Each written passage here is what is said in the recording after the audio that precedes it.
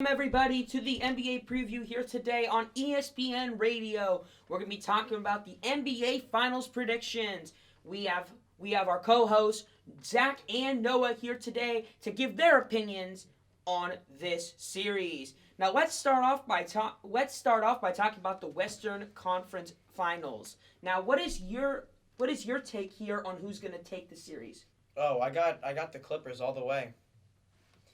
I know that the Suns took game one, but the Clippers have shown time and time again that even when they've started down in series, they've been able to adapt to the other team's skill sets and been able to come out with a victory in the series.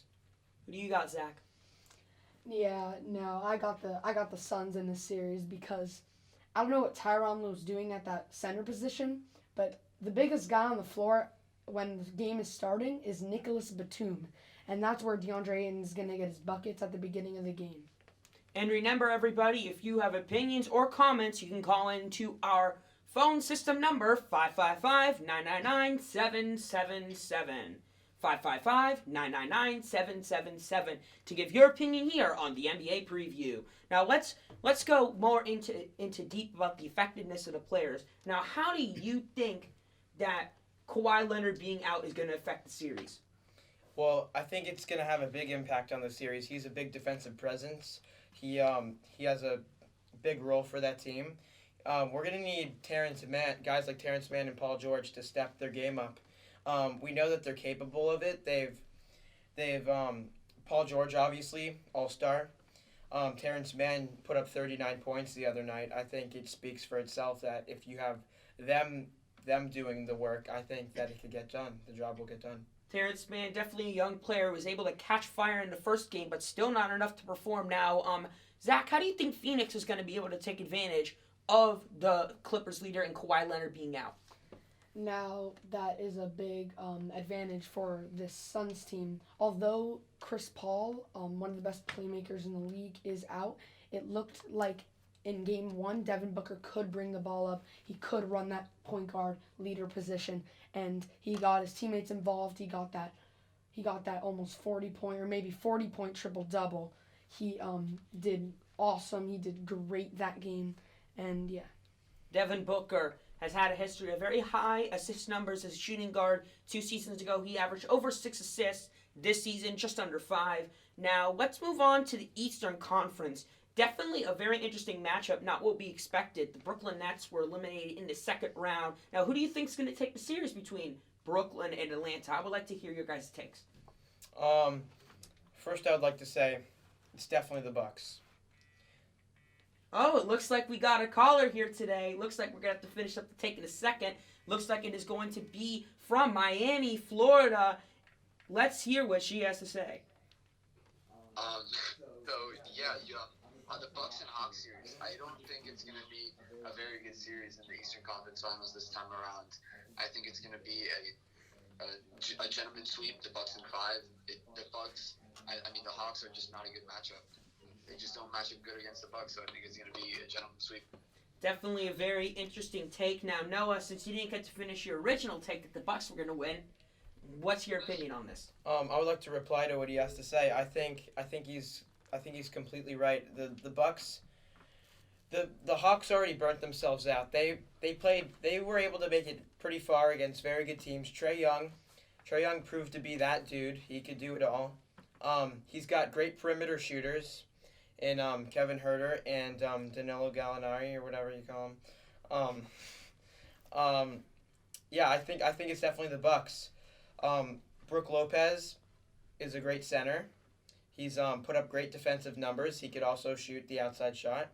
You got Giannis running down the court and getting a lot of points in the paint, which is one of the biggest factors in a lot of winning teams if you look at the past decade.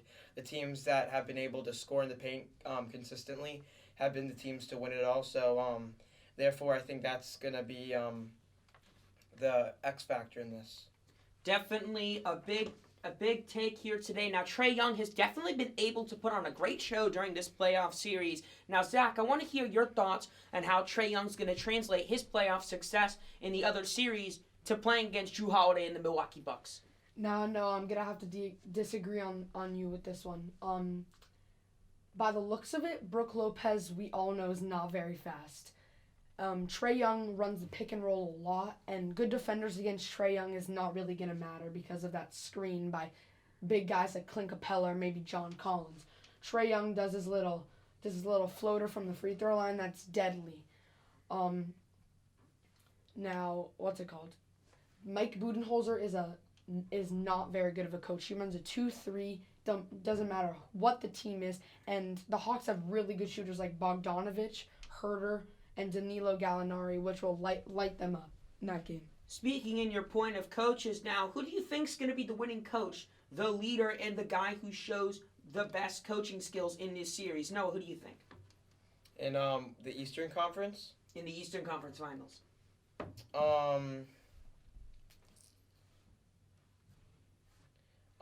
This is a tough one. Like you said, Budenholzer.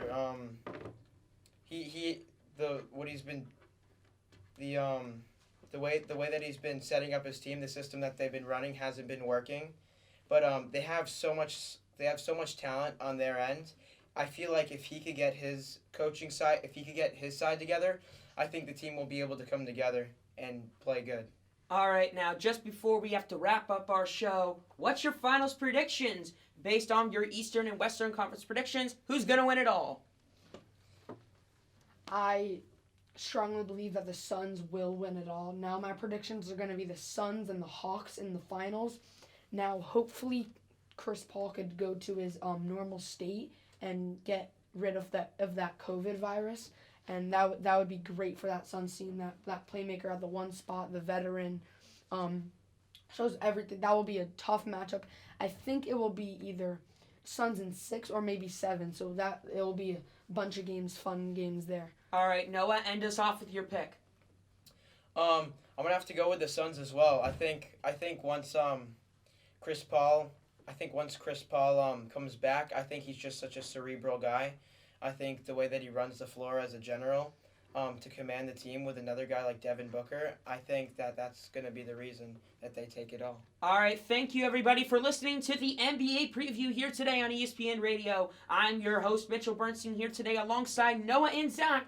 That's going to be it for today. Let's see how these predictions stand after the playoffs.